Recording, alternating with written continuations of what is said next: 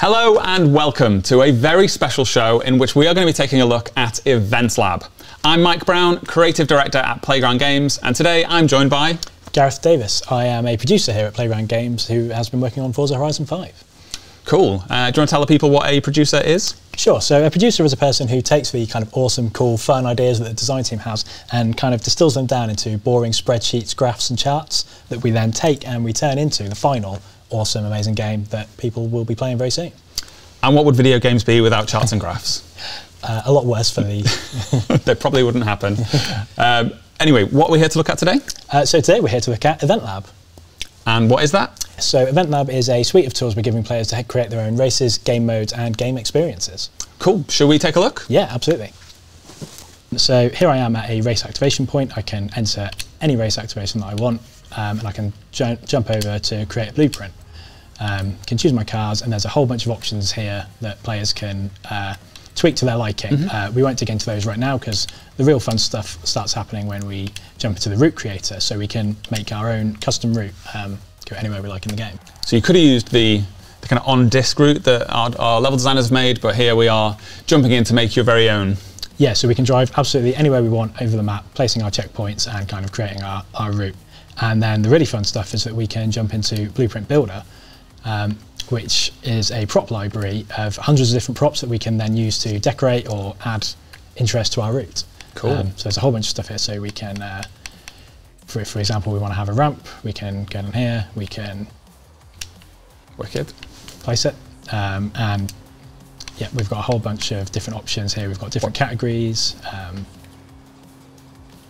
Cool. And obviously I know how all of this works, but for people at home, what are those little icons on the corner there? So the icons here represent that these are smashable props, meaning that when you hit them, they break apart. So we've got a whole bunch of these here. We've got, yeah, as you can see, we've got pinatas, speed cameras, a whole bunch of different things. We've got different vehicles, loads of different things that players can really kind of use to make their experiences their own kind of unique fun experience. And the paintbrush is probably self-explanatory, but... so the paintbrush is showing that we have colour variants of the props. So we can click on one like this and you can see that we then have a whole bunch of different options. So if we want to have a pink one, we can set it down and we have our pink ramp.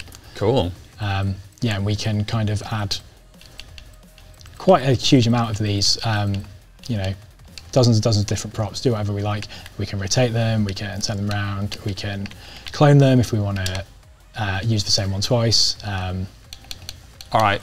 We even have go on. We even have a jump pad, which you may remember from our E3 video. You can drive over this and it will send your car flying up into the air. So we took a look at how you can customize the world.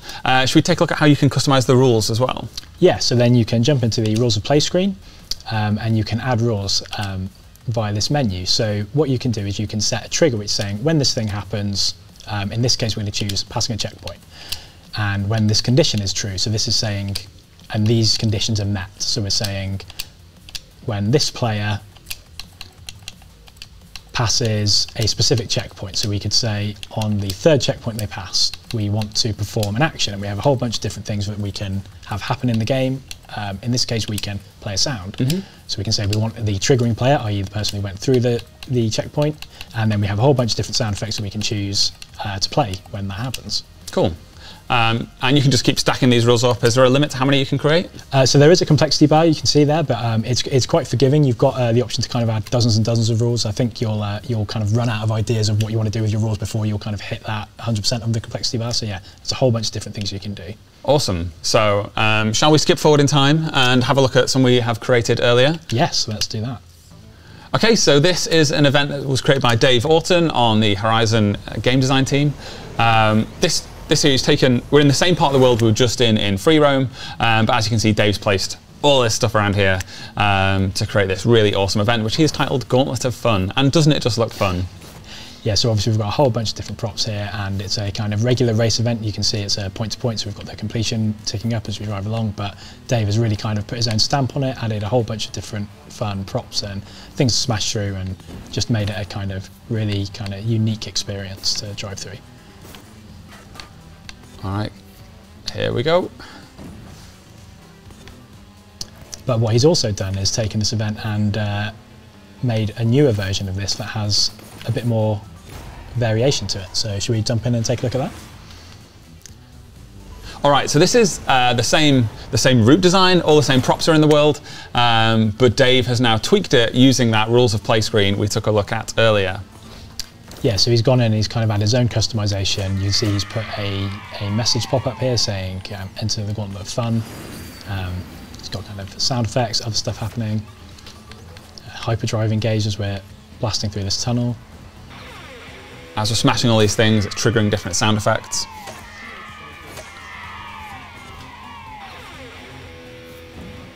And this really only scratches the surface as well. I think that, as we saw, you can just really layer up those rules to add more creativity and complexity. Yeah, you can have a ton of different fun adding kind of a whole bunch of different stuff to your rules. But he's also taken it a little bit further than this. A little bit further. So should we take a look at that? Let's. Okay, so this time it's the Gauntlet of Fun again, but we're doing it in multiplayer, and Dave has added some additional rules on top of those which we're playing sound effects and stuff. This time he's made a game mode.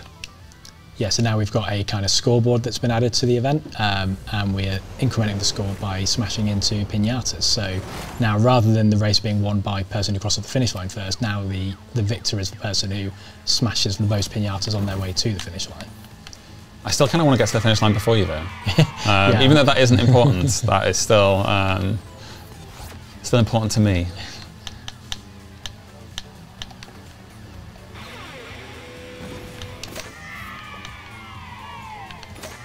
So you can see, as I'm hitting these piñatas, my score is going up on the top left of the screen.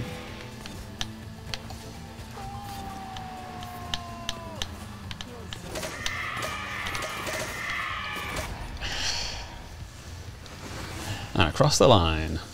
What? As if it gave you still first? First place for me. What? So oh, it's because it's the piñatas. piñatas. Yeah, I forgot about that. Great event. Totally distracted by the traditional race type. It was close as well. Cool. Shall we take a look at some other things that people have created? Yeah, so we've had a bunch of people in the team who've been creating some cool events, so now we're going to jump in and have a look at some of them. Okay, so this one is called Upgrade to Exit. This was built actually by two members of the team. They worked together on it. It's not a co-op feature, they were sat at the same desk. That is Matt and Leonard have worked together on this one. Yeah, so as you can see, they've set up some custom rules here. So they've got chests found set to 0, and they've got an objective here telling us we need to collect all 3 chests to upgrade your car. You'll also notice that the car is moving a little bit slower than you might expect. So one of the things that we can play around with is engine torque, and he's reduced this, meaning that your car is going slower. So he's asked you to take the ramp, and the finish line is on top of that shot up there, and unfortunately you're not able to reach a high enough top speed to make it over that ramp. So I guess we've got to go looking for some treasure chests, see if we can upgrade your car. Helpfully, Matt and Leonard have placed some arrows here to help direct Mike where he might want to go looking for these treasure chests. They could have been trolly with those arrows, but helpfully they have not. I think another interesting point about this is that we're actually in the stadium at the moment. Although they've built this whole assault course for me to work my way around, we're actually inside the stadium in round about the middle of the map. This is a big flat open space, which is really good for allowing your creativity to run wild when you're building something. Yeah, it's certainly a location that we kind of always thought is going to be one that we're going to see a lot of action with EventLab, but yeah, you can still go and place your events anywhere you like in the world with any of the race activations. So you can see after hitting that first chest, it now says chest found 1, but he's got 2 more that he needs to find in the world. That looks like a point of interest that I should go and investigate, so I'll head over there.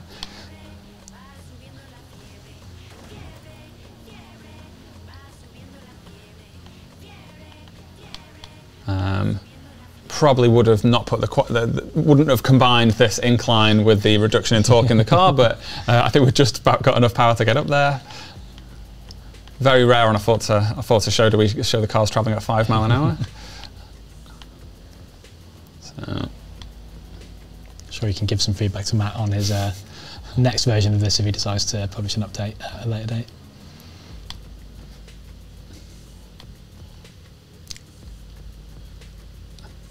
There we go, thrilling 7 mile an hour gameplay on a Forza stream. It would be really funny if there wasn't a treasure chest up here.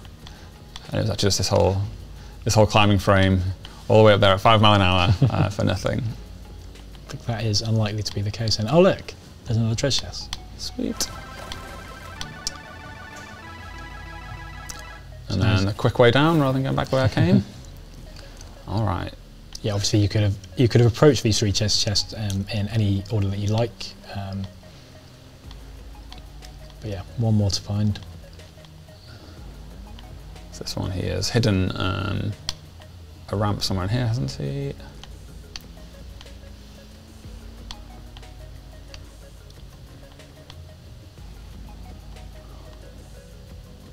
There we go. Oh, need to go slightly faster and actually break it. And away. And now suddenly your car is feeling a lot more quicker off the line. It's got a bit more punch now. Because he's set a rule that says when 3 treasure chests have been found, it now puts the engine torque to maximum, and now we might be able to make that ramp for the jump to finish the level. Let's give ourselves a bit of a run up.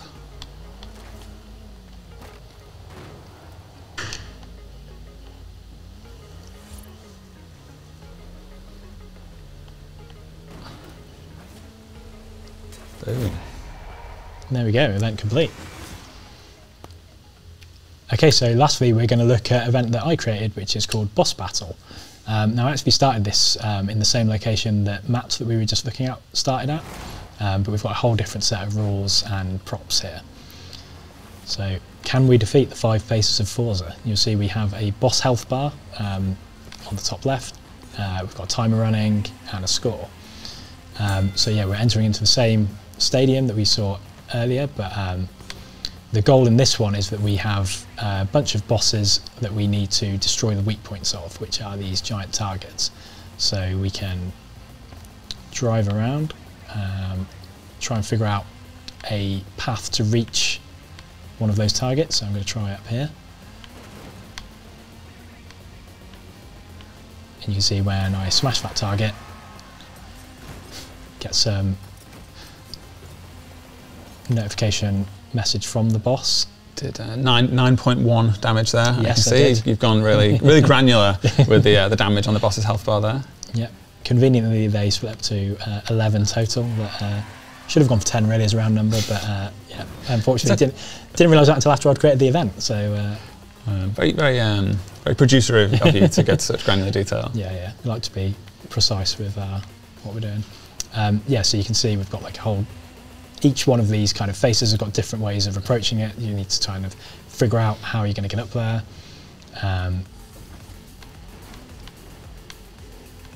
Some of them are kind of quite easy, such as that one.